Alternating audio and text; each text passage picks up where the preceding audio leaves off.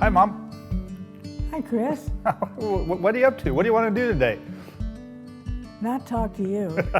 Well, good. Then we're off to a good start. So let's start by talking about a little bit about your childhood, where you grow up, some of your childhood memories, and then tie in a little bit about things Hi, that became important to you later in life, like art and the sporting life and some of your philanthropy. Well, my childhood was a very happy one. I was the oldest in the family with two younger sisters until Uncle Chuck came along, much younger brother. But it's really nice. I loved my parents. Everything was good in life. When did you move to Georgia? I never did. You never did? No, I didn't move to Georgia, but my parents had their plantation there where they shot birds, quail, doves, turkeys, and I visited a lot, but that didn't happen until I was out of my childhood. But I did begin shooting when I was young because they were shooters, and they taught me, and I enjoyed it. And I enjoyed all the sports, and I spent a lot of time visiting my grandfather's place in Glenview, Illinois, which was right next to the club that we belonged to. So I used to spend summers with my grandfather, breaking and schooling horses, and then I'd go over to the club and have a swimming lesson, and I don't know, it was a great life. I loved it. And I really loved all the sports because I've been doing those all my life, especially tennis, golf, took lessons from the pro at the club. And then in the winter, we had the best time because the club put up a huge toboggan. And so we had the great winter sports. We'd bring the horse over from my grandfather's farm, and we would, with a sleigh, and we'd go up to the top of the toboggan, and there were people there who set you on and sped you off into the snowy golf course, and then we'd get in the sleigh and come back up and start again. In the meantime, my father was playing that, what do you call that game where you push it's an Olympic game. Curling? Curling, Yep. Thank you, yeah. You're a curler. No, I wasn't a curler. My father was. So that was a really great winter sport for all of us. And I ice skated there, and I had skating lessons. And where we lived in Winnetka, Illinois, we had ice rinks made out of the parks. They'd freeze them in the winter. So I skated every day. I figure skated until the train came from Chicago with your grandfather, and my mother would come and pick us up, bring us home for dinner. It's pretty It was neat. a great winter time. Did you do any painting when you were a kid, or was that a little bit later? Well, I started when I was still in high school, and I took lessons in Chicago at the Art Institute, and I was never very good. But you liked it. I liked it a lot, and I knew I wasn't going to be a great artist. I could copy, but I couldn't really. And I did a lot of that just for fun. So then you went to Vassar, and how did you meet Dad? Well, along the North Shore of Chicago, there were the big coming out parties, the debut parties, and I met him at one of those. Was that before you had left for college, or? No, it was about the same time. Yeah. And because he lived a couple of towns north of where I lived in Winnetka, so they didn't cross until that party time started. Yeah. Were you his date at one of those balls?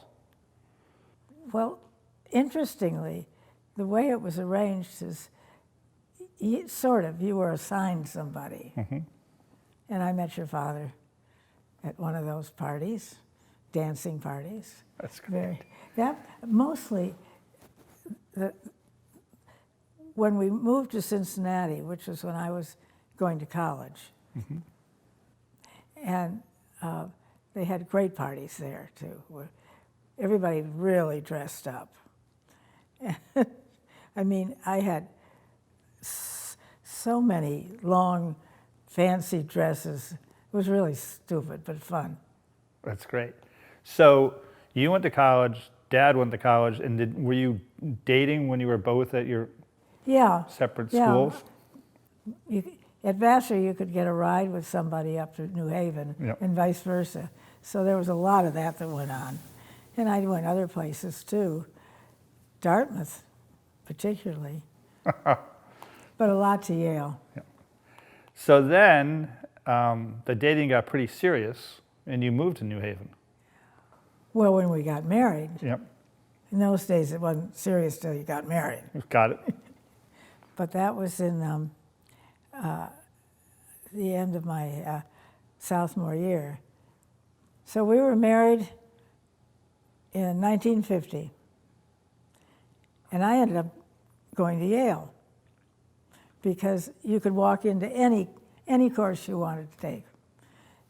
So I mean, it was very loose. There weren't women really there as students yet, but there were plenty of women around, and there were a lot of married women and we lived in this little group of apartments just off the Yale campus, which was really fun.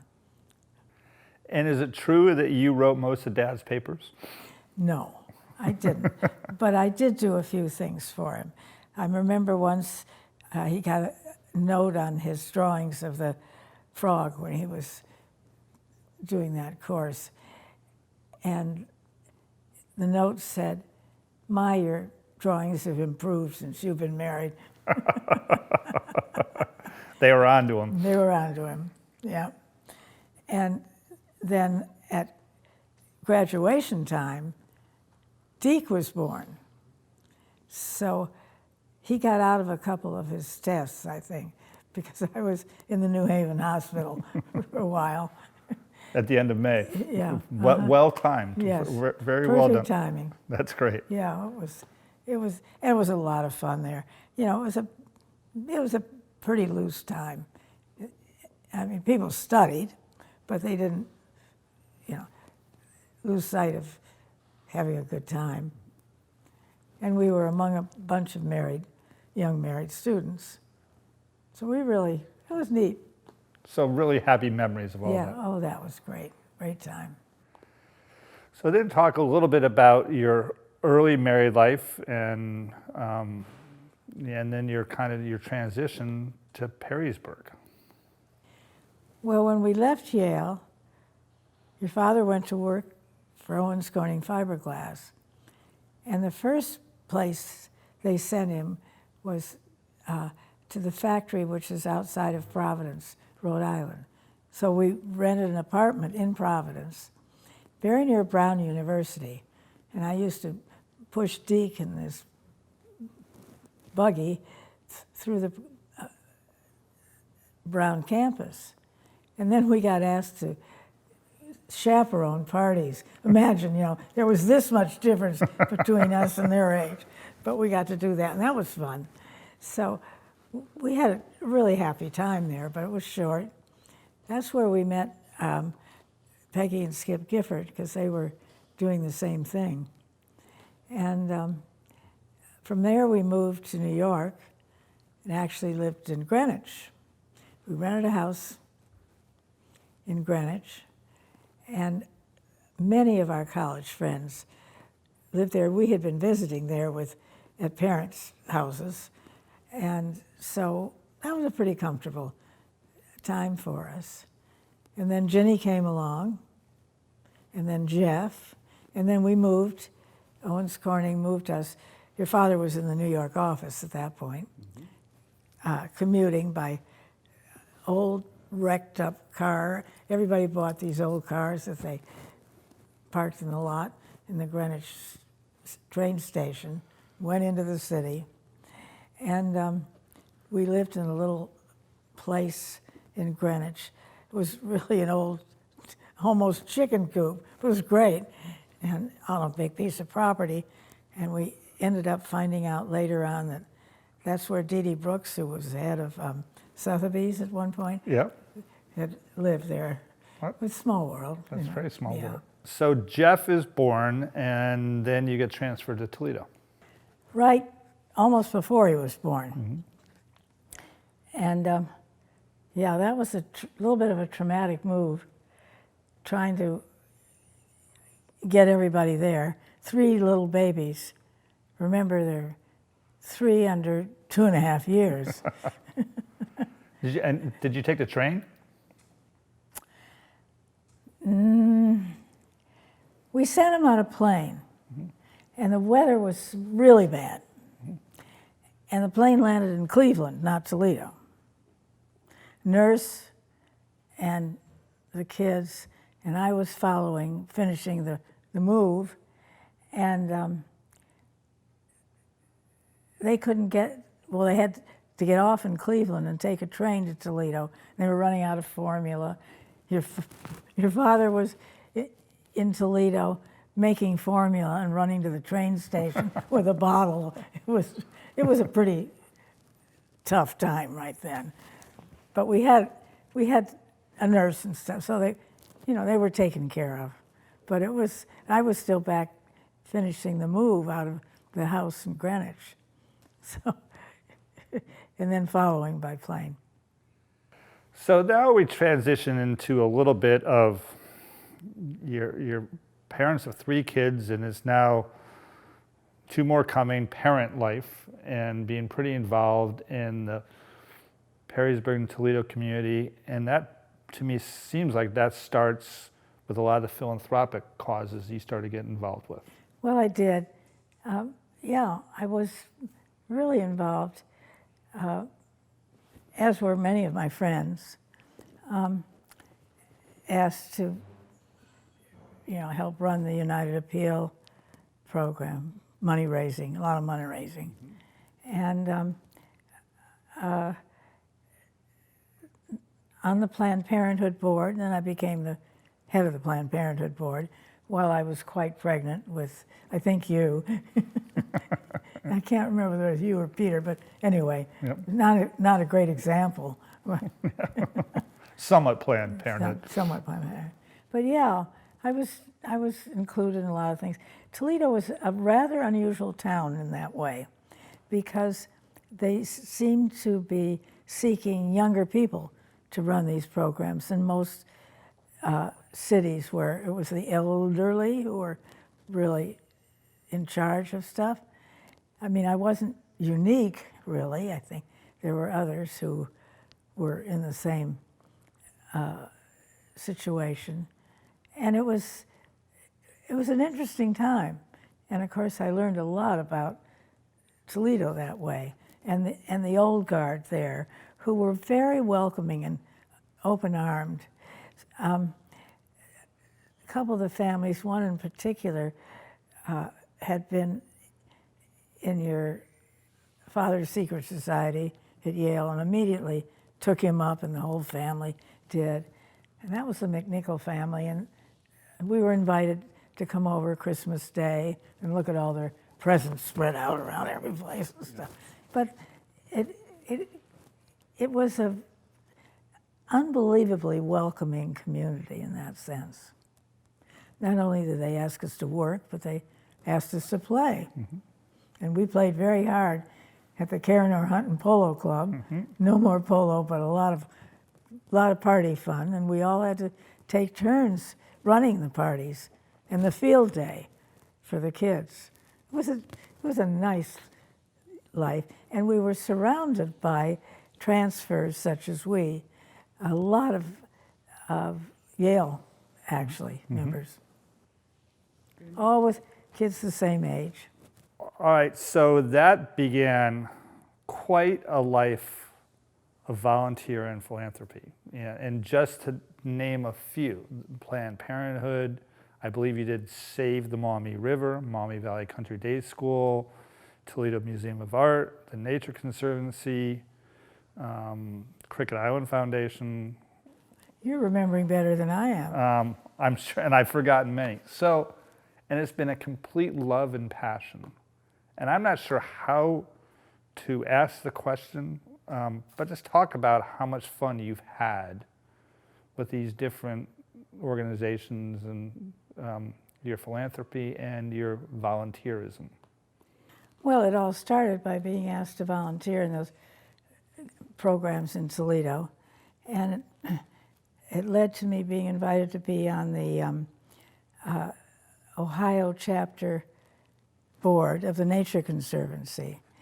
And I was also the head of the junior league in Toledo. And at one point, we were asked by a group to help with the filming of the pollution in the Maumee River, which was really serious.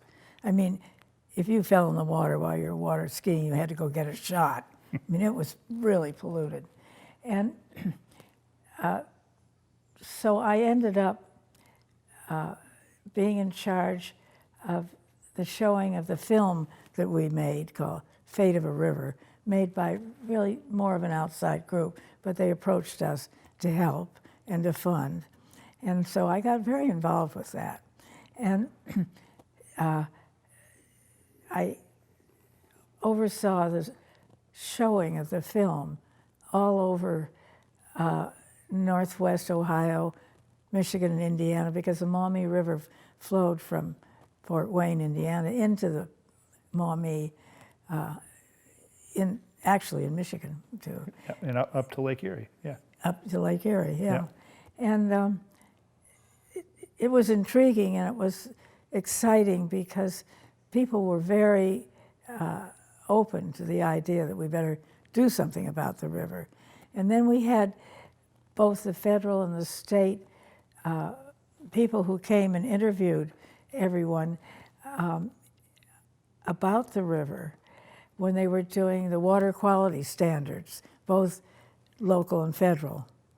And so I testified at those. And in fact, because of the attitude of the population, they set water quality standards that were very high for the Maumee. And it really was cleaned up to the point where, this fishing came back. It's still a walleye fishery, still needs help, but it changed a lot of things.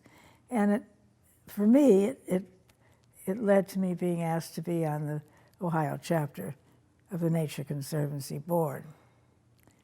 And then from there I went eventually to a term, which is three-year terms, 9 years on the global board of the Nature Conservancy, which was really fun for me because I was meeting people from all over the place and getting some really good friends with that.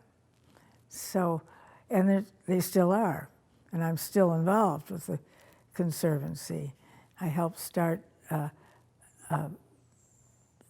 country board in Argentina because of the fact that I was fishing there with your father every year, and we did a lot of fun things. We had a duck marsh on Lake Erie. Mm-hmm. We used to shoot, and of course, it was I who was the shooter from growing up with my parents, and your father was the fisherman. And actually, my father gave him a shotgun for a wedding present. Really? Yes. So he hadn't been a shooter but prior to that? No. That's great. Yeah, the proverbial shotgun. Yeah. And so the shotgun wedding. Yeah, right. And so we took each other's sports up. Mm-hmm. So I learned to fish and he learned to shoot, and we had this great duck marsh we rented on Lake Erie, and we shot Tuesday, Thursdays, Saturdays, and Sundays. And it was only less than an hour from the house, but we had a little cabin there. Everybody had cabins there. And ours was the Duck Inn. And at one point, it was noted that it was time for us to paint it. And we owned it with Nancy and Phil Williams, And Nancy went and got buckets of paint, camouflage colors. And one of her sons, Chris, painted our cabin camouflage. So you're coming in from shooting, you see little cabin, blank, little cabin. That was us in the middle. That was you. We spent a lot of time there and enjoyed it a lot. And we were doing actually all the sports at that point. So that is, and especially, it seemed like it was something that you and Dad loved to do together. Yeah. Shooting and fishing, and you've certainly given that passion to your kids. But talk about some of your fishing stories. I've got a little picture back here I'll bring out in a second. But it's been one of the absolute joys of your life. Well, both the hunting and the fishing were fun. At one point, we went to Columbia with your Uncle Don and Gary and the Werners from St. Louis shooting ducks and doves. And that was about one of the wildest trips we had. We were in Buga, which is south of Cali, and it was just before the drug time. And we had even able to bring our own guns into Columbia. And we had the most unbelievable time. First, we were in Buga shooting doves. And the people there were just such fun.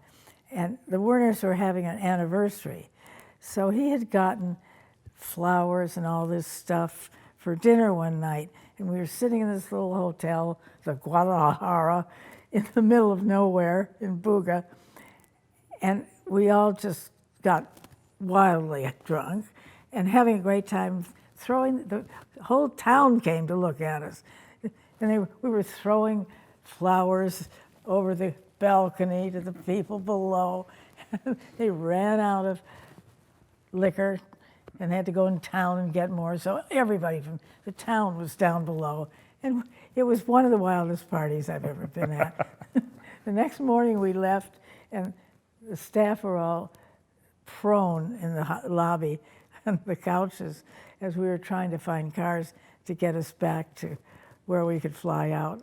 I mean, it's one of those times when you just never forget it. It was such fun. That's great. So, you fished all over the world. Well, do you have a favorite place? Well, Argentina is surely this is the first year in 25 years, I think, I haven't gone. May have missed 1 year when your father was sick, but we made some really good friends in Argentina, and we loved it. And then we were going with Robin and Dick Muzzy all the time, and they had moved to Toledo, and actually moved into the house on Front Street, where you began life. Then we started taking family with us, the Muzzies and ourselves. Yeah. And now, of course, they're both gone. Father's gone, but they still tolerate me. And we fish there every year, and we fish in Idaho every year. All trout, but I got salmon fishing with friends, which was really fun. And then when we moved here, I discovered the Indian River and started fishing. Carol and Bill Webb, our good friends who lived here, introduced us to Charlie Fernabio, our guide, and I fished a lot with Charlie. And he and his wife became friends. And actually, this picture you're showing here is of a big redfish I caught. He called me one day when we were still here in late June because we were doctoring your father, and said, "You got to come fishing with me." And I said, "I can't." He said, "Yes, you're coming. I'll meet you at noon or whatever it was, and the redfish are running." So I gave in pretty easily, and I went. And they were running, and they were coming in from the ocean, and he knew I only fly fished. And he had 2 rods with him, fly rods, and this little teeny crab imitation. Mm-hmm. And they were coming through the Wabasso Gap from the ocean, and like submarines. I mean, there were just a lot of them. So I caught a couple big ones, and this is one of them. It's a really big one. It's a pretty big one, and on an 8-weight fly rod with a little crab. And he said, "Well, hold it up for the picture." And I said, "I can't hold it up. Put it on the deck. Do something." I have a great picture upstairs of Charlie holding it up, and it's a pretty good sized fish, about 40 pounds, which is, on an 8-weight fly rod. It took us out into the ocean before we landed it. And then I caught another one. I caught 2, one about 33 pounds and one 40 pounds. And that was a pretty good fish. Charlie said, "Oh, I'm as excited as if you were my mother." Sounds like a pretty good day. Yeah, it was a great day. So I had a lot of good fishing experiences around the world. And you're not at all competitive out there about having to catch the biggest fish at all. Well, I have to move aside now for Deke. That's great. All right, so we're filming this beautiful house, and you've had, I want to kind of figure out a way to combine Toledo Museum of Art and your love for art, and then your love for architecture, and talk, and that's been really a significant thing and part of your life for the last 40 or 50 years.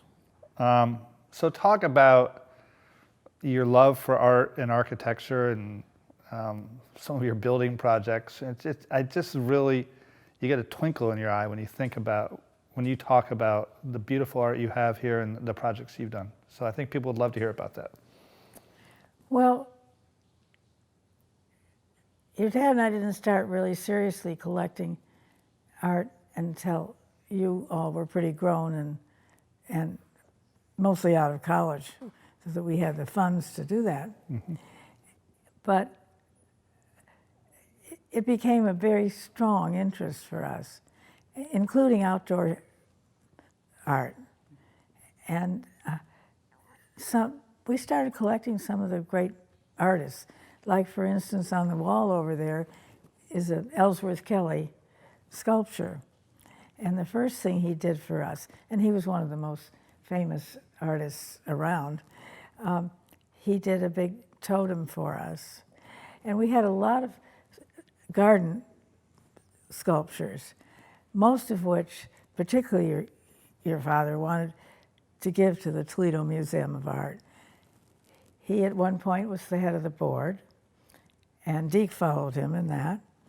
And I was running a committee named the Apollo Society, where each member would give me $5,000 a year, and it was pooled, and we would be presented with options by the curators to buy a work of art with it. Sometimes an outdoor piece, sometimes a painting. We were invited to join the National Gallery of Art's collecting committee. And from that, I got the idea that we would maybe start something in Toledo, mm-hmm. at the museum of that kind.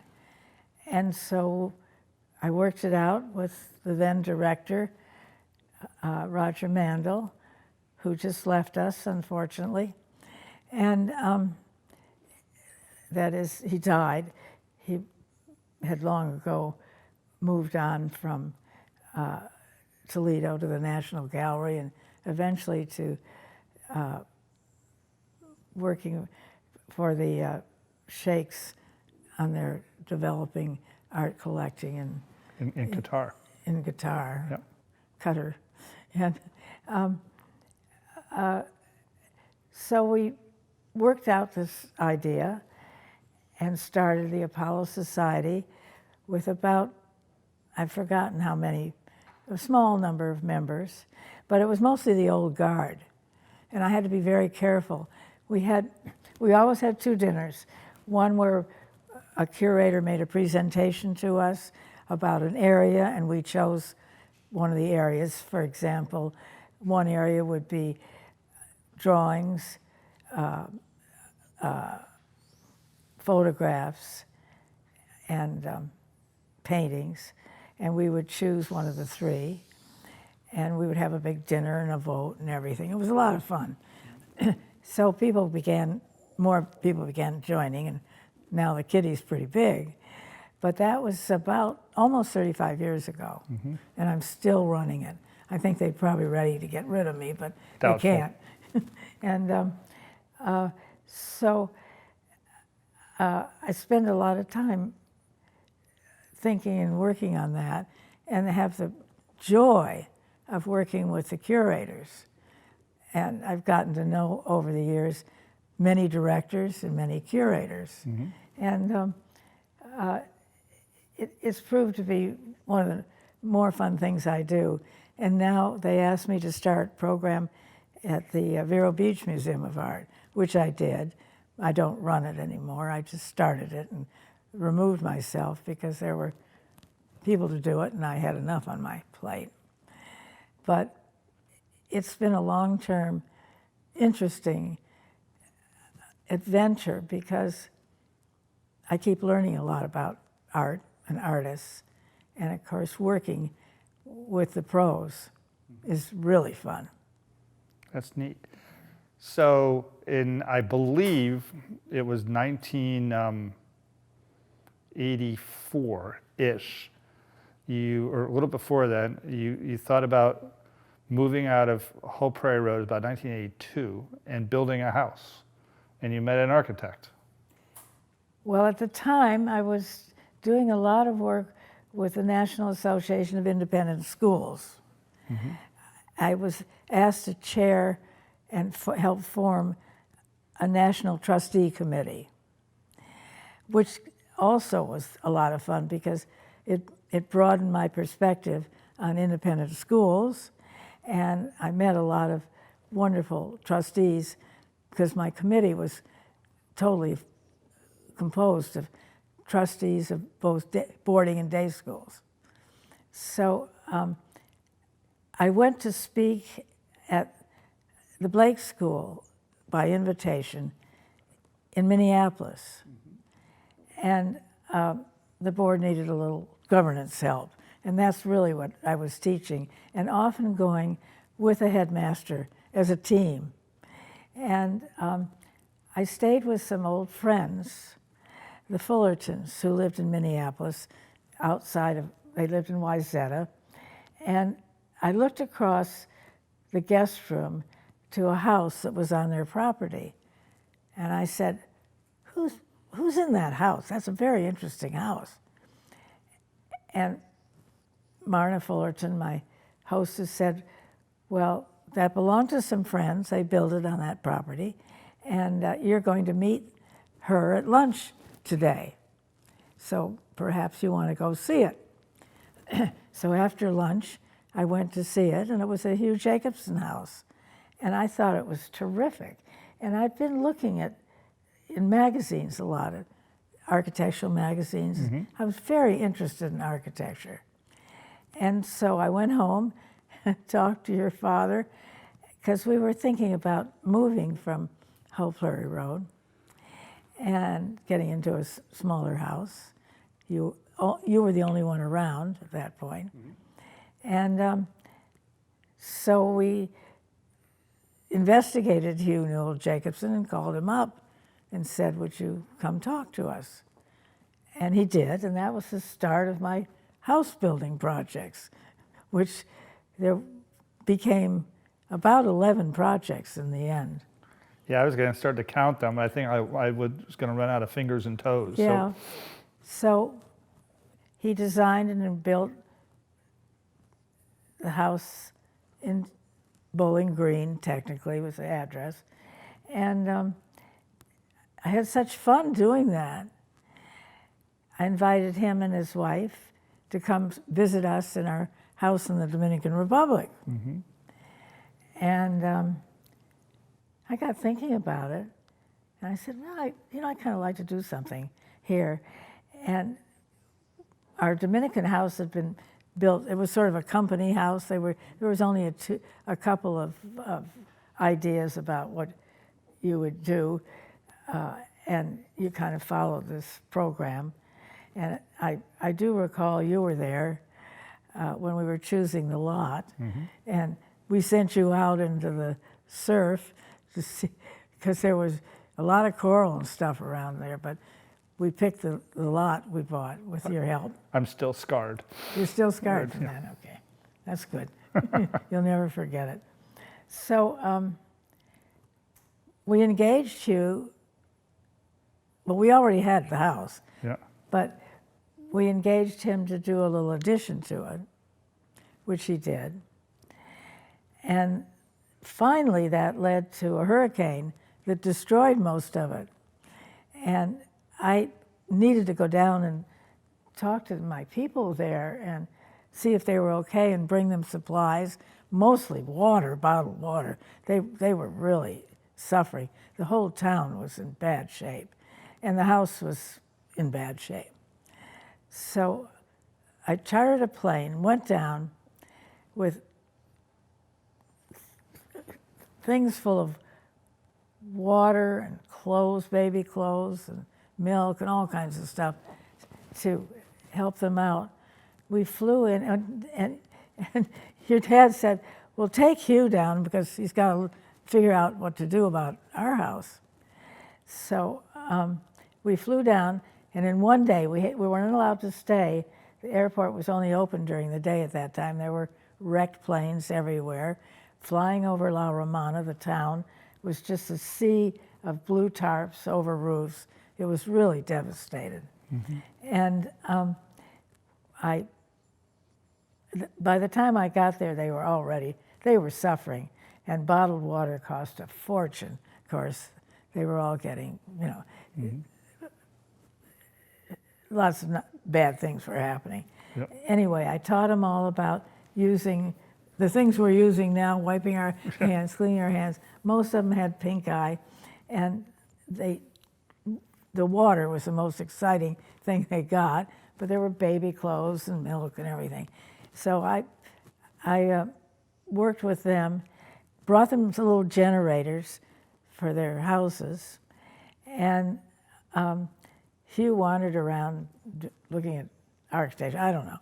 But at any rate, he said, oh, goody, because he knew he had a lot to do to fix our house up. So essentially, he redid our very broken house and made it much better, mm-hmm. I think. You all seem to still be enjoying it. Yep. And I was having such fun doing that. I thought, well, maybe I'll build a couple spec houses here. So I did. And so I learned a lot about third world building. I bet you did. Yeah. I wish you could see the pictures of the equipment they used. It was pretty bad. Yeah. Rusty stuff. But anyway, we did build a couple of houses. You got it done. Yeah, I got it done and got our house redone. And then the Weston family was visiting, looking at the polo and the setup at the Casa de Campo where we lived. And I found them looking at the houses I was building. And Galen and Hillary Weston came with my next door neighbors now, the Rebanks, Wendy, Galen's sister, and Leslie, who was an architect and knew Jacobson's work, and said that he had a picture of our Bowling Green house in his architectural offices in Toronto. That's great. He knew, yeah, small world department. Yeah. And so he suggested to Galen that they employ Hugh to do the center for the Windsor building project. And I said, well, okay, I'm tired of third world building. Maybe I can do something there. So I talked to the Westons, to Galen in particular, about buying a piece of property. And at the same time, your father said, well, you know, it's about time we came on shore, so buy a lot for us too. So that started a whole new world of building here at Windsor. And I built 4 houses here. Yeah, it's been amazing. Okay, so I think we're going to end a little bit where we began, and which is family. And I think it would be wonderful to talk about the Cricket Island Foundation, how you and Dad started that with family, and now we've got, as we call it, the 3rd gen involved, and soon to be the 4th gen, and hopefully many gens in the future to see this video and to hear you talk about how important family has been and the Cricket Island Foundation. Well, of course, all throughout this, the most important thing was family. And we were having a lot of fun as a family. We did a lot of good things, some great trips, a lot of skiing, going to Zermatt one year, and that was really interesting time. Mm-hmm. I think everyone will think back on that. But the next year I found out, no, thank you, we'd rather keep skiing in what turned out to be Aspen. Yep. Because you one time asked me, Mommy, when are we going to Aspen? And it was sort of like when Jeff talked about the entire state building in New York. You all flipped the words. When the family company was sold, it gave us the opportunity to have the money to start the foundation. And the whole idea was that it would be a family foundation, and that your generation would have as much say in how we were going to operate it. And the older members of the family, the cousins, were immediately involved in making the decisions about what direction we would go in. Mm-hmm. And the whole idea was to teach philanthropy. That's what we were doing a great deal of, and we wanted to be sure that that was carried on and that you had the, I guess, the ability, the machine to do that. And from the very beginning, that was the idea. It wouldn't be just the 2 of us, it would be the next generation, which gradually all became members. Mm-hmm. And do you have any aspirations or thoughts for the ongoing for the foundation? Well, yes and no, but mostly I feel the decisions should be in your hands, and they are. And that was the idea, that it would really become generational as soon as possible. And now we have the first head of the foundation as the next generation, which is really great. That's wonderful. Yeah, and the 3rd generation. And many of the 3rd are members and interested, and now we have a 3rd generation foundation head, so with Hopi 5. That's pretty neat. Yeah. So anything else, as we wrap this up, that I should have asked you, or something that you wanted to talk about that that we haven't? And the answer can be no. But it's. Well, you've covered a lot of. You've covered it. Well, whatever. Yeah. I've enjoyed. I mean, family is still the most important thing to me. And just having you here is fun. I didn't know you were going to do this to me, but That's the way it goes with family. Sneak attack. Yeah. Well, thanks. And it's wonderful to have so many now of all of your kids married, and these 12 great-grandchildren. And I think one of the important things is the fact that sadly we couldn't do this year, and that is our time up in our cabins in northern Ontario at Nebra, and all of the time we have together up there, and all of those pictures of the 12 great-grandchildren together. And I think that's something I've really missed this past year with COVID keeping us from going to Canada. I'm already gathering stuff for the great-grandchildren, particularly things about conservation and birds and all the things that more and more I'm able to talk to them about because they're growing in age. You know, we've got 12-year-olds now. Pretty exciting. That's great. Well, what I didn't mention, and is very important to me, is how many of my children are doing some of the things that I did, particularly in the conservation area and in the helping of others. Chris with the Save the Rhino, Ginny with her Bead for Life project in Uganda. There's so many of those things that really make me very happy because obviously something's soaked in, right?